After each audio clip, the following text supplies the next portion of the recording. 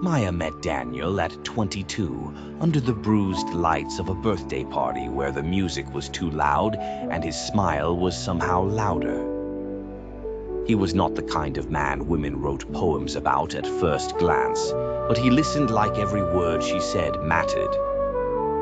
He remembered her favorite tea, her late-night dreams, the name of her childhood dog.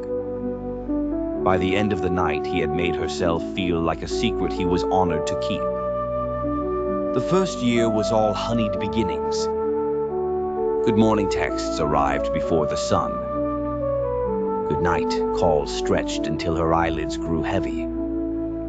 He spoke of love as if it were a language he knew well, even while avoiding every question that asked him to name a future.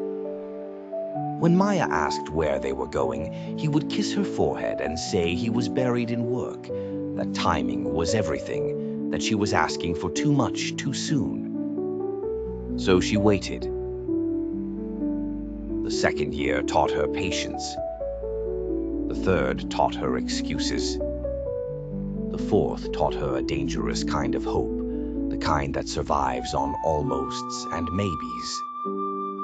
She pictured their apartment with too few bookshelves and too many plants, the vacation they would finally take, the family they would become once life stopped being so complicated. Daniel never promised tomorrow, but he never fully let go of today either, and that was enough to keep her heart standing in the doorway. Then one evening, while the rain tapped softly at her window, Maya saw the photo. Daniel smiling in a tailored suit.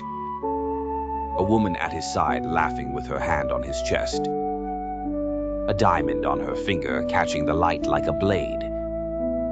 The caption was simple and cruel in its innocence. Engaged. Maya read it again and again as if repetition could turn the image into a lie.